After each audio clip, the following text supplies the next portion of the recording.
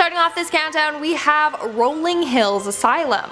Established in 1827, the Rolling Hills Asylum was originally a working farm that was converted into a home for the less fortunate. Then it went on to be a place for widows, orphans, alcoholics, criminals, and individuals with mental illnesses. But it closed its doors in 1974. Apparently, it's said that over 1,700 people died there. Hundreds are currently buried all over the property in unmarked graves, which makes this place very haunted. Visitors claim to have heard screaming and doors slamming. Others have seen the apparition of Roy Cruz, a 7.5-foot tall man who died there in 1942.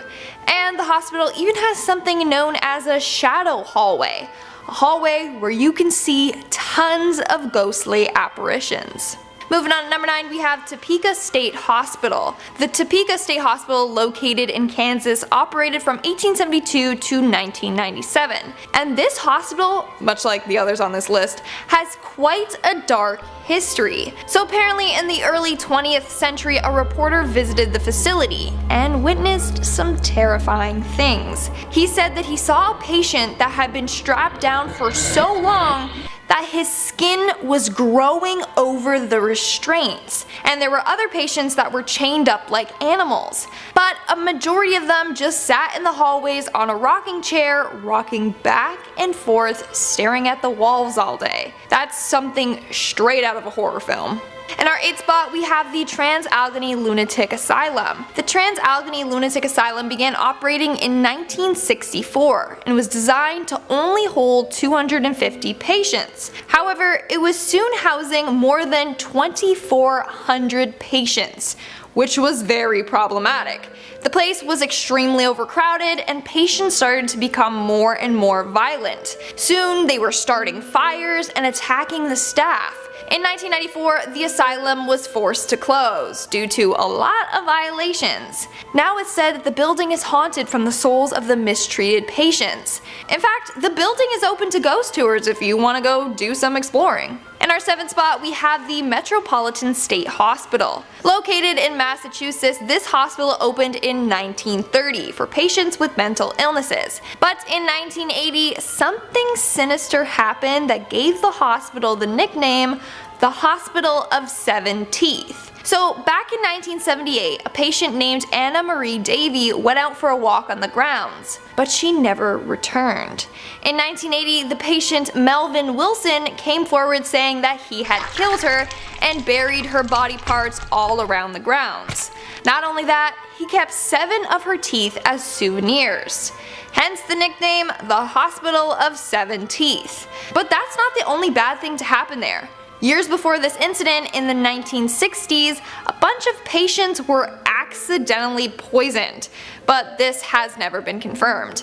In 1992, the hospital was closed after psychiatric care in Massachusetts became more privatized. In our 6th spot, we have Rancho Los Amigos. In 1888, Rancho Los Amigos, located close to downtown LA, was originally created to assist people living in poverty. Over time, the hospital expanded and was home to the elderly, homeless, and individuals with disabilities. But over the years, it ended up changing to become mainly a mental hospital. The hospital was in full operation until the 1950s, when it started to shut down its wards, including the mental hospital. That's when they discovered the hospital had a more dark past. In 2006, after the hospital was abandoned, a freezer was discovered in the morgue. Inside of it were mummified, amputated limbs, and brain tissue samples. Guess they didn't want to take that with them. But this makes you wonder what really went down in this hospital. The original building is now abandoned, but it has moved to another location and is now called Rancho Los Amigos National Rehabilitation Center. We are now at our 5th and halfway mark with Creedmoor Psychiatric Hospital. Back in 1912, this hospital opened up in Queens, New York for individuals that were said to be mentally ill. Most of the patients had psychosis or schizophrenia. It started off as a small institution with only 32 patients, but But in 1959, it housed more than 7,000 patients. As a result, the hospital was very crowded and understaffed. In the 1970s, rumors spread like wildfire about murders, attacks, and suicides all happening in the hospital. In fact, it's said that one nurse hit a patient in a straitjacket across the throat with a club, which ended up crushing his throat, and as a result, he died from asphyxiation. Shortly after, the asylum was closed and left to rot. Making our way down the list, number 4, we have the Gangjam Psychiatric Hospital. This next abandoned hospital is named one of the most haunted places in South Korea, and one of the freakiest places in the world. In fact, it's home to tons of urban legends. One legend states that the owner of the hospital was insane and kept the patients as his prisoners. Another version of the legend states that patients at the hospital started dying mysteriously, and that's what forced the hospital to close. In reality, the hospital closed in the 90s due to unsanitary conditions and lack of funding. Apparently because of this, the owner left the country, leaving no documentation behind about this building, so it was just abandoned. But to this day, people are convinced that the hospital is haunted. In fact, thousands of people break into the hospital each year just for the chance to catch a ghost. In our third spot, we have the Zelda Fitzgerald Sanatorium. Built in 1859, this sanatorium, once called Tioranda, was originally built for the Civil War officer General Joseph Howland. Then in 1915, it was converted into a psychiatric hospital. In 1934, novelist F. Scott Fitzgerald took his wife Zelda there with hopes to cure her schizophrenia. Hence why people now refer to it as the Zelda Fitzgerald Sanatorium. However, it is probably most known for housing the patient Frances Seymour, aka actress Jane Fonda's mother. Frances ended up taking her own life there after cutting her throat with a razor in 1942. In 1999, the hospital closed and of course is now said to be haunted. In our second spot, we have Athens Lunatic Asylum. Yes, that's the actual name of this asylum. Located in Athens, Ohio, the asylum was built in 1874 for patients with tuberculosis. However, over the years it became way too overcrowded and understaffed. As a result, patients were being mistreated. Over the years, the hospital turned into a place for the mentally ill. This is when the man Dr. Walter Jackson comes into play. Dr. Jackson loved transorbital lobotomies. He believed that it could cure all mental illnesses. So at this hospital, he performed 200 lobotomies. I'm telling you right now that many did not go so well. But that's not the only freaky thing to happen there. A patient known as Margaret Schilling went missing while in the ward. A month later, her body was found locked in a room in an abandoned section of a ward. In fact, her decaying body left a nasty stain on the ward's floor that can still be seen today. And in our number 1 spot, we have Waverly Hills Sanatorium. Located in Kentucky, this hospital was originally built in 1910 as a hospital for patients with tuberculosis. Sadly, tons of patients ended up dying from the disease.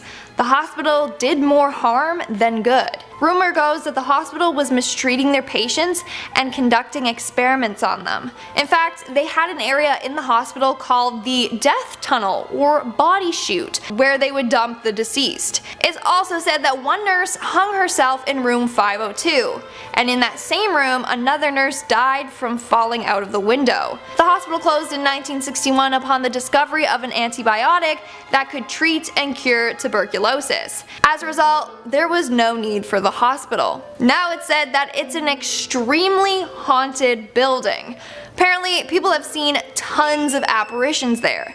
The most famous one being of a boy named Timmy, who likes to play with rubber balls. He also likes to run from room to room. It's said that if you roll a small ball down a hallway, then Timmy will roll it back to you. Also, why are all ghosts either named like Timmy or Tommy? That's what I need to know. Starting us off at number 10 is the Arradale Mental Hospital. This is an Australian psychiatric hospital. Patients got there in 1865 and it was closed in 1998. Electroconvulsive therapy and transorbital lobotomies were common practice, which not even children were excluded from. It was explored by John and Deb Christopher of the Drifter Paranormal Investigative Team, and they experienced a lot they couldn't explain. They went in with a ton of equipment and they encountered what they believed to be a friendly child ghost, or specter, that set off their K2 EMF meters in sequence. It was as if the ghost was running past them. Now, they said the feeling in that room was lovely, like a playing feeling because of the ghosts or spirits that were there, but that was their nicest encounter of the time there. They heard other sounds and wheezing, whistling noises, and the sound of furniture being dragged, but as John said, there is no bloody furniture there. So the pair physically saw some cell doors moving and other things, and got a bit of a creepy feeling. And they said yes, it was a windy night, so maybe that could be the doors, but they were in the middle of the building and hadn't noticed any drafts. So if you want to test out that location yourself, there are paranormal tours on most weekends, so maybe give it a try. At number 9 is another Australian asylum, Beechworth Lunatic Asylum. So we have talked about this place before, but that's because it's worthy of so many of our lists. A lot goes on there. It's haunted by many ghosts, including a specter that people have seen lying on the ground below a window. That woman specter was pushed out the window because another patient wanted her cigarettes. Now, one of the scariest sections of this asylum is the area that practice electroshock therapy. Visitors of the area today say that area is colder than others. Now, this could be because of the haunting idea of the practices that occurred there, or it could be because the ghosts of the people who died in the asylum linger there in hopes of escaping their past pain. Other visitors have heard sounds of children laughing and playing, and one woman went with her son and saw him talking to himself. Her son said he was talking to a boy named James who lived in the asylum, but there was no one there. Little unsettling, but hopefully it was a nice conversation, you know? Hopefully. On to number 8. Poole Park in Wales. Now, this building in Wales was used for many different things, but one use was an asylum. The Gothic-inspired architecture only adds to the creepy effect this abandoned building has. And while it may transition into another building, that hasn't stopped many from exploring its sites while they can. Jason Griffiths, of a group called the Ouija Brothers, saw his friend attacked by an aggressive spirit and possibly even possessed here. He wasn't even surprised at the time. He said, "There's a very dark, heavy presence at Poole Park, and if you don't listen to it and pay it attention, it makes itself known. You can feel when he's near, the surrounding energy becomes heavy." Now, it's a very active site in terms of the unknown and paranormal, with people having their shirts tugged by mysterious forces, to seeing figures in windows of empty rooms. At number 7 is Eloise Hospital. In its busy days, over 12,000 patients lived there. It was nearly its own city, pretty much. It had a lot to provide for them. Now, when people have explored it nowadays, they have heard moans, roars, and screams on the grounds of the old psychiatric hospital. An employee reported that children saw a figure he couldn't see, and that the buildings had strange shadows. The basement of this building is especially creepy, as it was flooded by water for many years and wasn't explored for a very long time. When it was explored by a group called Detroit Paranormal Expeditions, they described their experience as eerie. They heard shuffling noises as if some of the old resident spirits remained, and although it undergoes transformation into a mixed-use residential complex, it is assumed that the spirits haunting the area still remain and their emotional energies are lingering there. Let's move on to number 6, Namela Sanatorium in Finland. Now, this was built as a tuberculosis sanatorium and was replaced with a mental hospital in 1932. The mental hospital was shut down in 1989, and since then, local rumors have spread of sightings in the hospital. The local lore talks about 2 different legends in addition to mysterious lights showing up in the building. The first legend is that the hospital is haunted by a spirit of a young girl who died there. She causes cold drafts, lights to flicker, and taps on the shoulders of people as if it's a playful game. Now, the second legend is that an apparition appears on the roof. It looks like a woman, and then she jumps off, causing onlookers to panic. But when they get to her to help, she's disappeared. But let's not hold on any longer, let's jump to number 5. We have Trans-Allingi Lunatic Asylum. Now, this asylum opened up in 1864 and was built to house 250 people for treatment, but it swelled up to almost 2,400 people in the 1950s. The asylum even offered money to anyone who dropped off a patient, which obviously led to people who shouldn't have been admitted to be admitted. Now, the spirits of the asylum range in their stories. There was a little girl named Lily who was born in the asylum, a man named Jesse who died of a heart attack in a bathtub, some Civil War stories, and one story of a patient who was brutally murdered by his roommates. Allegedly. Now, the ghosts in here are known to turn lights on and off, some like cigarettes, and this location is an asylum you can tour for yourself, as they now charge for historical and paranormal tours. You can even stay overnight, but you can't sleep there. Let's move on to number 4, Bethlehem Royal Hospital, aka Bedlam Asylum. The term Bedlam, meaning a scene of uproar and confusion, or chaos, or madness, came from this place. Bethlehem, Bedlam. And it's understandable how the term came from this place once you look at its history. It used to be a psychiatric institution in London that began in the 1400s, way back, and patients were locked up in chains and the treatments used on them bordered on torture. The residents of the areas surrounding the hospital complained about the sounds of cryings, screechings, roarings, brawlings, shaking of chains, swearings, frettings, and chafings. So the ghosts don't just haunt the Royal Hospital, but also Liverpool Station, since the station was built over the cemetery of the facility back in 1874.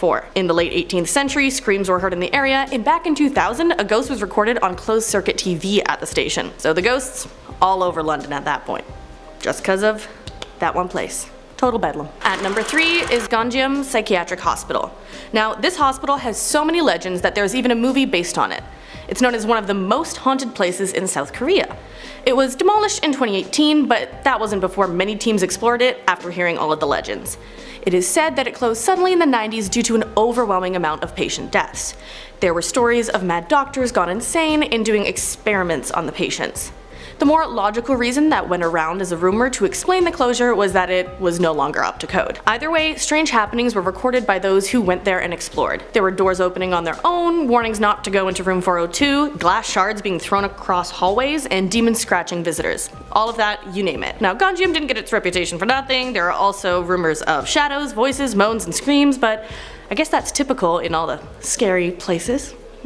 Not fun. But let's go on to number 2, Letchworth Village. Letchworth Village was a residential institution that opened in 1911. Now it is overtaken by nature, as it has been just left to be. People who walk among the buildings report feeling overwhelming sadness. Visitors also report hearing furniture scraping across floors in the buildings, heavy footsteps, disembodied whispers, and tapping, knocking, and rapping on the peeling stained walls. So similar to other paranormal places, there are rooms that become suddenly cold, but there is just so much paranormal activity at Letchworth. There are possible poltergeists that fling belongings and turn lights on and off, plus people record a lot of EVP phenomena. Now the scariest thing a group reported was that they came across a 7-foot-tall apparition with its legs bent back. It stalked towards them with glowing white eyes. If I saw that, I don't know what I would do, probably run away very quickly. And others have felt pushed, shoved, or held down by mysterious forces while exploring, so if you decide to check it out, be warned.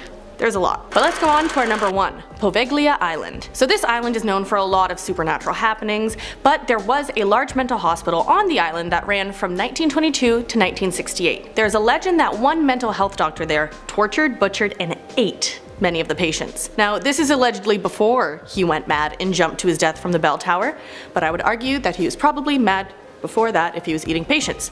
Now, the legend states that it wasn't the fall that actually killed him when he jumped from the tower, but a mist that came up from the ground and strangled him. Now, the ruins of the hospital remain on the island to this day, but it is now illegal to step foot on the island. This is due to the number of haunted happenings that go on there.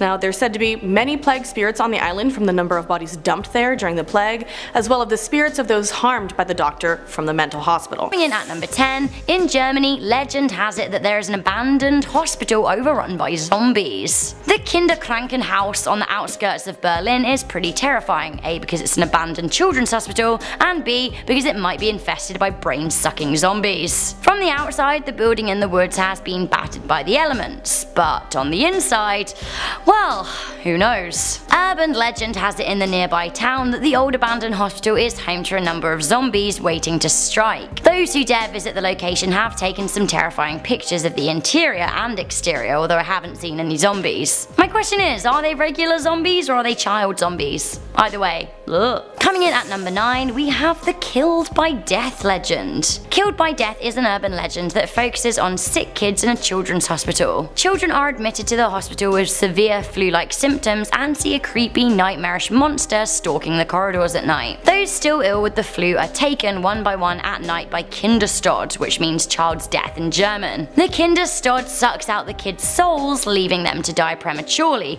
although doctors think it was their just weak immune systems killing them. Only people with the flu can see the monster, leaving healthy people to think the kids are delirious when they complain of seeing the beast. It turns out that while this creepy child-killing monster seems like the stuff of urban legends, after some digging I found out it was actually an adapted creepypasta from a 1998 episode of Buffy the Vampire Slayer.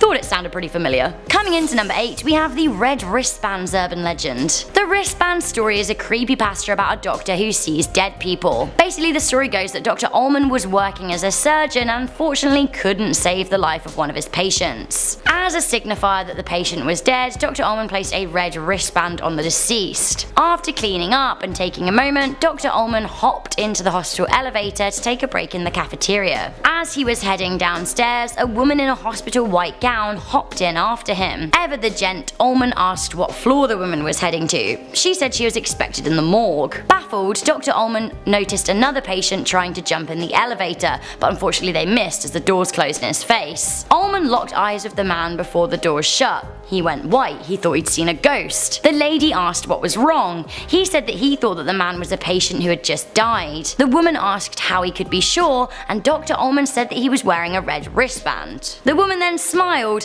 held up her arm and said, "Like this one?" The elevator went down. Coming in at number 7, we have the popular real-life urban legend that you should never go to a hospital at the beginning of a fiscal year because you'll get hurt. Ooh, fiscal year, talk sexy to me, top 10 list. Love me a fiscal year. Seriously though, this is actually an urban legend. People think that if they go to a hospital, particularly like a training hospital, they're likely to suffer an injury at the hands of doctors. Why? Because the new fiscal year marks a new intake of junior doctors who are inexperienced. While there is some slight evidence to back this up, healthcare providers insist that this is just an urban legend. Coming into number 6, we have babies switched at birth. We've all heard the urban legend of 2 babies born in the same hospital getting switched at birth, right? They're then brought up by the wrong families, and on their 18th birthday they find out they were actually switched. It's a classic. There was even a TV series about it on ABC. This is actually what happens sometimes though, guys. How scary would it be to realize that you were actually from a whole other family entirely, and you could have had a very different life? Now this happened to Doris Grudenwald, born in 1990. 27 years later, following routine blood tests, she found out that she'd been given to the wrong family. Speaking to local news outlets, she said, "My whole body started shaking. It was like the ground under my feet disappeared." The woman from Australia took university hospital grads to court, and the medical facility were ordered to pay 90,000 euros in damages. Honestly, I don't feel like that's enough though. Okay, so this is a crazy story at number 5. We have toxic blood infecting a hospital. On a cold February evening in 1994, a 31-year-old woman, Gloria Ramirez, visited a hospital in Riverside, California. The woman was ill and had previously been diagnosed with cervical cancer. Now the woman had some very unusual symptoms. Her heart was beating rapidly, her blood pressure was plummeting, and she was taking slow, shallow breaths. She was injected with Valium and other drugs to sedate her. When she was stripped of her clothes, doctors noticed that her body was covered in an oily sheen, and there was a garlicky odor coming from her mouth. When her blood was taken, doctors noticed that it smelled very strongly of ammonia. The medics who had taken her blood soon became queasy and then fainted. One stopped breathing for several minutes and another shook uncontrollably, losing the feeling in their limbs. It seems that Ramirez was releasing a toxicity. 23 of the 37 emergency room staff members on shift that evening experienced symptoms. Now 5 of them were hospitalized and 1 spent 2 weeks in intensive care. Ramirez died that evening, and there was no official explanation from Livermore investigators about the bouts of illness on the ward that night. Weirdly enough, this urban legend does actually seem to be true. There are news articles about the incident. This urban legend also turned out to be true. We have the story of Dr. Death at number 4. Dr. Death is the legend of a seemingly loving family doctor who would charm the elderly with his care. Secretly though, he was actually kinda evil, convincing the vulnerable OAPs to write him into their wills, and he would slowly kill them off with lethal drug combinations. When they died, he recorded their death as old age and would pocket their money. Now it sounds like a murderous creepypasta, but actually, it's true. In the late 90s in South Manchester, United Kingdom, Linda Reynolds of Donnybrook Surgery expressed concerns about the high mortality rate of Dr. Harold Shipman's patients. Police were alerted but unable to initially gather enough evidence. 6 months after the initial claims, police found sufficient evidence that Dr. Shipman was spiking his elderly patients with diamorphine and forging their wills. In In total, Harold Shipman is thought to have killed over 215 patients between 1975 and 1998.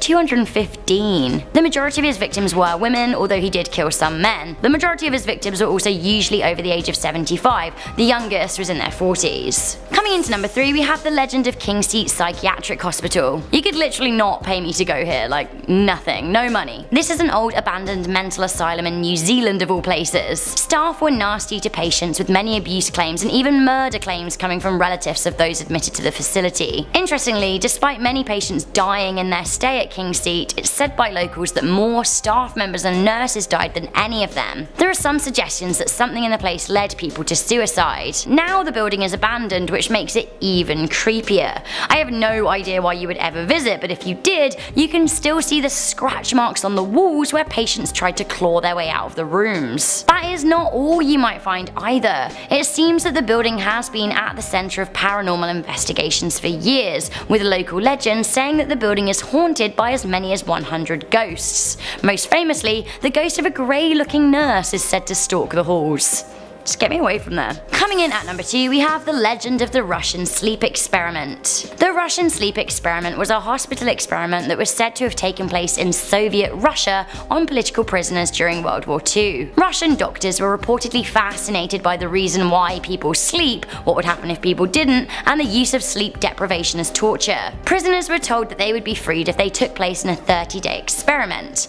Allegedly, a special gas was used by medics to keep patients awake. For 5 days, patients were seemingly okay-ish, but after the 5-day mark, they became increasingly paranoid and erratic. After 9 days, they started screaming until they tore their vocal cords. The patients then began smearing their feces all over the room that they were in.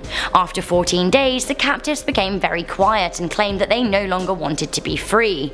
In this time, one of the test subjects had passed away. When the gas was turned off that kept the guys from sleeping, the patients actually screamed that they wanted it back on. They did not want to go to sleep. Some of them had torn muscles and skin from their bodies, with some organs even being removed and thrown on the floor. Eventually, the patients could no longer be described as human or even human looking. When asked what they were, one of the subjects smiled and said, "We are you. We're the madness that lurks within you, all begging to be free at every moment, your deepest animal minds. We are what you hide from in your beds every night. We are what you sedate into silence and paralysis when you go to nocturnal haven." Right, I mean, this probably is just an urban legend, but honestly, who knows when it comes to war crimes committed by Soviet Russians. Finally, at number 1, a disgusting and scary urban legend that turns out to be true. Coming into number 1, we have Chinese hospitals sell dead babies to eat.